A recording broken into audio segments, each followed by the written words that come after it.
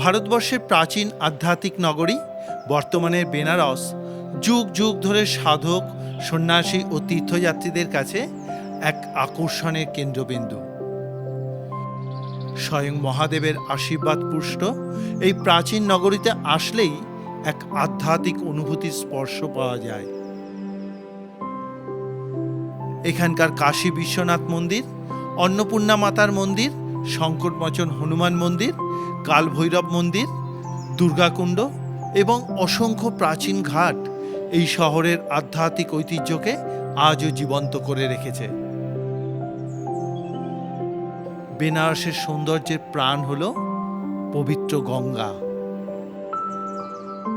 ভোরের সূর্যের কিরণ যখন গঙ্গার জলে সোনালি আভা ছড়িয়ে দেয়, তখন গঙ্গার ঘাটের পরিবেশটাই অপার্থিব সৌন্দর্যে ভরে ওঠে।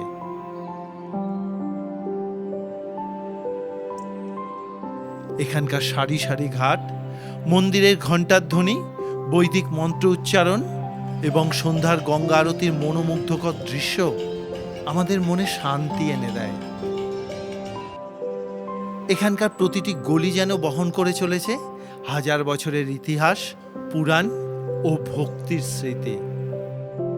তাই বেনারস হল অনন্ত আধ্যাত্মিক অনুভূতির নাম।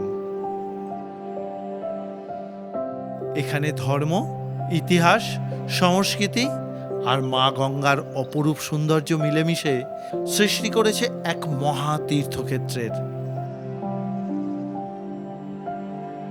গতকালকে আমি সকালে বেনারসে এসে কাশী বিশ্বনাথ মন্দির ও মা অন্নপূর্ণার দর্শন করেছি, যেটা আগের পর্বেই আপনাদেরকে দর্শন করিয়েছি।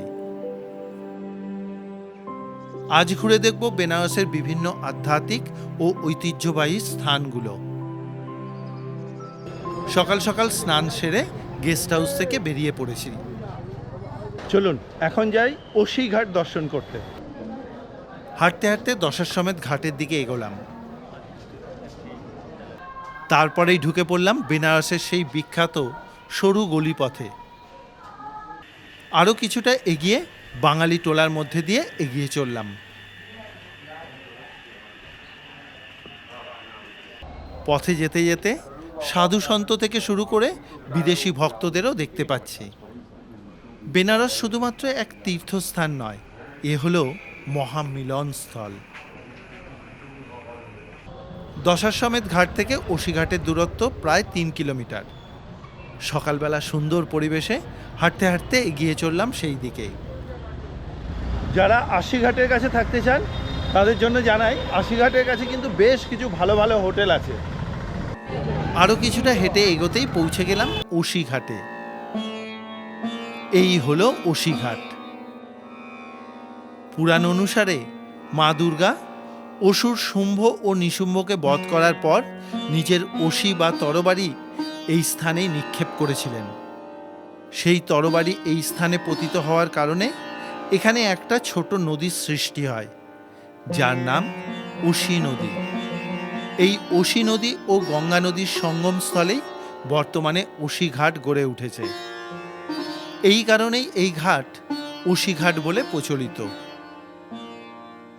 উত্তরে বরুণা নদী এবং দক্ষিণে ওশি নদীর মধ্যবর্তী অঞ্চলই হল বারাণসী বা কাশী। এই ওশি ঘাটে সকালবেলার গঙ্গা আরতি খুব সুন্দর লাগে দেখতে। এখানে অনেক মানুষজন তার পূর্বপুরুষদের শ্রাদ্ধানুষ্ঠানের কাজ করে থাকেন। এখানে কিছুক্ষণ থেকে বেরিয়ে পড়লাম। এখন চলুন এখান থেকে যাব হচ্ছে দুর্গাকুণ্ড মন্দির দর্শন করতে। একদম পাশেই। হাঁটতে থাকলাম সামনের দিকে। ওশিঘাট 4 রাস্তার মোড় থেকে বাঁদিকে কিছুটা যাওয়ার পরেই এসে পৌঁছে গেলাম দুর্গাকুণ্ডে। চলুন দর্শন করি। ঢুকলাম দুর্গাকুণ্ডে। চারদিকে বাঁধানো বিরাট একটা জলাশয়। এই স্থানটি হলো শক্তিক্ষেত্র। দুর্গাকুণ্ডের পাশেই আছে মা দুর্গার মন্দির। চলুন দর্শন করে আসি। এগিয়ে গেলাম মন্দিরের দিকে। এই স্থানের আধ্যাত্মিক গুরুত্ব অপরিসীম। এই দুর্গাকুণ্ড মন্দির কাশীর অন্যতম প্রাচীন ও শক্তিপীঠ সমান এক মন্দির। এই মন্দিরে অধিষ্ঠিত দেবী হলেন নবদুর্গার চতুর্থতম রূপ মাতা কুষ্মণ্ডা। এখানে মাতাকে কাশীর রক্ষাকর্ত্রী শক্তি রূপে পুজো করা হয়। প্রচলিত কাহিনী অনুসারে মা দুর্গা অসুরবধের পর কাশীতে এসে এই স্থানে অধিষ্ঠান করেন। সেই থেকেই এই স্থান শক্তি সাধনার এক গুরুত্বপূর্ণ কেন্দ্র হয়ে ওঠে। প্রচলিত মতে এই মন্দিরের দেবী মূর্তি মানুষের দ্বারা প্রতিষ্ঠিত নয়, এই মূর্তি হল স্বয়ংভূ। ভক্তদের বিশ্বাস, এখানে নিষ্ঠার সাথে প্রার্থনা করলে দেবী দুর্গার কৃপা লাভ করা যায় এবং জীবনের নানা বাধা বিপত্তি দূর হয়। নবরাত্রিতে এই মন্দিরে বিশেষ পুজো হয়ে থাকে। আমি মাকে প্রণাম জানালাম। মন্দিরে বেশ অনেকটা সময় কাটালাম। এবারে চলে এলাম পাশেই সিদ্ধি হনুমান বিষ্ণু কল্কি মন্দিরে। এখানে হনুমানজিকে সিদ্ধি হনুমান রূপে পুজো করা হয়, সঙ্গে ভগবান বিষ্ণুর কল্কি অবতার রূপে পূজিত হচ্ছেন। আমি ভগবান বিষ্ণুদেবকে এবং হনুমানজিকে প্রণাম জানালাম। পুরো মন্দির ক্ষেত্রে কিন্তু ফটোগ্রাফির অনুমতি থাকে না। আমি বিশেষ অনুমতিতে এই জায়গার ছবি তুলতে পারলাম। এটা একটা বড় শান্তি, আপনাদের সবাইকেও দেখাতে পারলাম। মন্দির থেকে বেরিয়ে পড়লাম। চলুন এবারে যাব তুলসী মানস মন্দির দর্শন করতে। এখান থেকে পাশেই একদম। কিছুক্ষণ হেঁটে আসার পর এই এসে পৌঁছে গেছি তুলসী মানস মন্দিরে। চলুন দর্শন করে আসি। এই স্থানের মাহাত্ম্য জড়িয়ে আছে গোস্বামী তুলসীদাসের সঙ্গে। প্রচলিত বিশ্বাস অনুযায়ী ষোড়শ শতাব্দীতে তুলসীদাসজি এই স্থানেই তার অমর কাব্য রামচরিতমানস রচনা শুরু করেছিলেন। সেই কারণে এই স্থানটির নাম হয় তুলসী মানস, অর্থাৎ তুলসীদাসের মানস বা চেতনার ভূমি। বর্তমানে মার্বেল পাথরে নির্মিত মন্দিরটি 1864 সালে শিল্পপতি জয়দয়াল ডালমিয়ার উদ্যোগে নির্মিত হয়। পুরো দেয়াল জুড়ে রামচরিতমানস খোদাই করে রাখা আছে।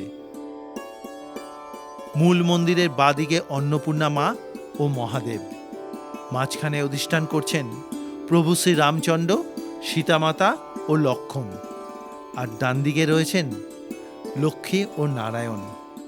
তুলসী মানস মন্দির খুব সুন্দর দর্শন করলাম। শান্ত, স্নিগ্ধ, সুন্দর একটা পরিবেশ, খুব ভালো লাগলো। চলুন এরপরে গঙ্গার ধারে বিভিন্ন জায়গাগুলো দর্শন করি। তুলসী মানস মন্দির থেকে বেরিয়ে চললাম সংকটমোচন হনুমানজির মন্দির দর্শন করতে। দূরত্ব 1/2 কিলোমিটার মতো। কিছুক্ষণ হেঁটে আসার পরে চলে এলাম মন্দির চত্বরে। এই হচ্ছে সংকটমোচন হনুমানজির মন্দিরের প্রবেশদ্বার, কিন্তু এখানে কোনো রকম ক্যামেরা, মোবাইল ফোন কোনো কিছু নিয়ে ঢোকা যায় না। ভেতরে ফটোগ্রাফির কোনো অনুমতি নেই, একদম সামনে থেকেই আটকে দেওয়া হয়েছে। এখন আমি দর্শন করতে যাব, তার জন্য আমাকে ক্যামেরা এবং মোবাইল ফোন পাশের একটা দোকানে, ওখানে লকার রুম আছে, জমা করে তারপরে ঢুকতে হবে।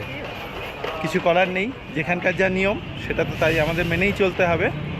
ঠিক আছে, চলুন এবার আমি দর্শন করে এসে আপনাদেরকে জানাচ্ছি। আমি ক্যামেরা জমা করে দিলাম। ভেতরে হনুমানজিকে দর্শন করে এলাম। বিরাট বড় মূর্তি পাথরের, প্রায় 6.5 ফুট মতন লম্বা হবে। খুব ভালো লাগলো। আর মন্দির খুব প্রাচীন। আর হনুমানজি মন্দিরের ঠিক মুখোমুখি রয়েছে প্রভু শ্রী রামচন্দ্র, সীতামাতা এবং লক্ষ্মণজির মন্দির। পুরো মন্দিরটা খুব সুন্দর, খুব সুন্দর। এবারে যাব গোস্বামী তুলসীদাসজির বাড়িতে। গলিপথের রাস্তা ধরে বেশ কিছুটা আসতে হলো। এখানকার বাড়িঘরগুলো এখনো প্রাচীন বেনারসের ঐতিহ্যকে ধরে রেখেছে। কিছুক্ষণের মধ্যেই এসে পৌঁছে গেলাম গোস্বামী তুলসীদাসের বাড়িতে। তুলসীদাস ছিলেন একজন হিন্দু কবি, দার্শনিক ও ধর্ম সংস্কারক। তুলসীদাস তিনি তার রাম ভক্তির জন্য প্রসিদ্ধ ছিলেন। তিনি অনেক গ্রন্থ রচনা করেছিলেন। তার মধ্যে রামায়ণ মহাকাব্যের অনুবাদ, রামচরিতমানস মহাকাব্যের জন্য তিনি বিখ্যাত ছিলেন। তার জীবন দশায় তাকে ভক্তজন মহাকবি বাল্মীকির অবতার বলে মনে করতেন। রামভক্ত হনুমানজির প্রতি আরাধনার মন্ত্র হনুমান চল্লিশাও তার রচনা বলে মনে করা হয়। 1723 খ্রিস্টাব্দে তিনি বারাণসীতে দেহত্যাগ করেন। তুলসীদাসজির বাসগৃহ দেখে নেমে পড়লাম নিচে গঙ্গার ঘাটে। এই ঘাটটির বর্তমানে তুলসীঘাট নামকরণ হয়েছে। আগে এর নাম ছিল লোলারকা ঘাট। এও এক পুণ্যস্থান। তুলসীঘাটের সিঁড়িগুলো খুবই খাড়াই। আবার এগোলাম গলিপথ ধরে, এসে পৌঁছলাম রাজা হরিশ্চন্দ্র ঘাটে।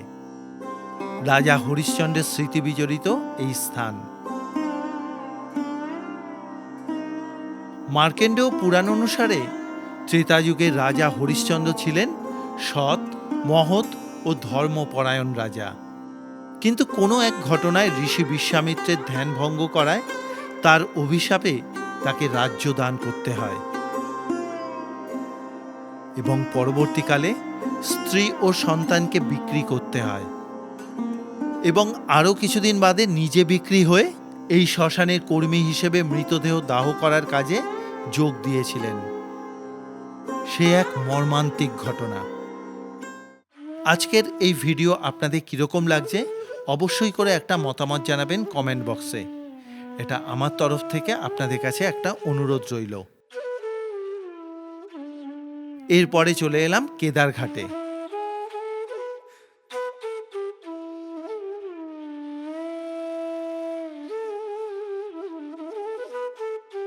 এই কেদারঘাট বারাণসীর গুরুত্বপূর্ণ একটা ঘাট।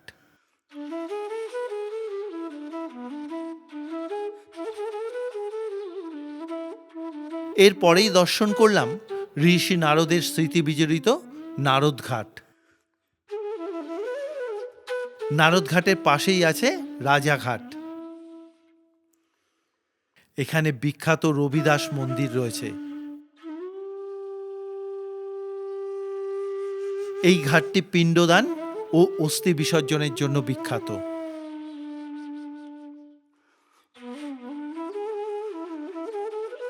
এরপরে গলিপথে চললাম অহল্যাবাই ঘাট দর্শন করতে। ইন্দোরের রানী তীর্থ সংস্কারক রাজমাতা অহল্যাবাই হোলকার এই ঘাটটি তৈরি করেছিলেন। খুবই সুন্দর এই ঘাটটি। এখানে বেশ কিছুক্ষণ সময় কাটালাম। এই ঘাটে বসে থাকলে মনটা নিজের থেকেই ভালো হয়ে যায়। এরপর কাশী বিশ্বনাথ মন্দিরের 4 নম্বর গেটের পাশ দিয়ে কিছুটা এগিয়ে পৌঁছে গেলাম মণিকর্ণিকা ঘাটের প্রবেশদ্বারে। এই মণিকর্ণিকা ঘাট হল মুক্তিতীর্থ। গলিপথে কিছুটা এগোতেই পৌঁছলাম ঘাটের একদম কাছে। এই ঘাটটি হল মূলত মহাশ্মশান। হিন্দু বিশ্বাস অনুযায়ী মণিকর্ণিকা ঘাটে দেহত্যাগ করলে বা এখানে দেহদাহ সম্পন্ন হলে আত্মা মোক্ষ লাভ করে। বলা হয় স্বয়ং মহাদেব এখানে মৃত ব্যক্তির কানে তারক মন্ত্র উচ্চারণ করেন, যার ফলে আত্মা পুনর্জন্মের বন্ধন থেকে মুক্তি পায়।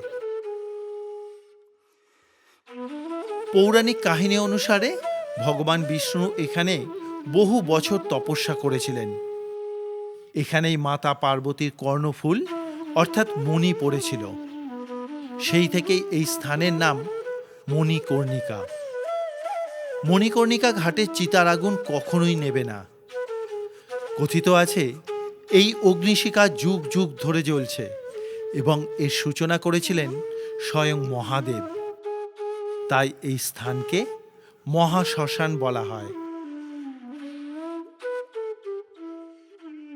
মণিকর্ণিকা ঘাটের পাশেই আছে মণিকর্ণিকা কুণ্ড। এই কুণ্ডের জল অত্যন্ত পবিত্র বলে মানা হয়।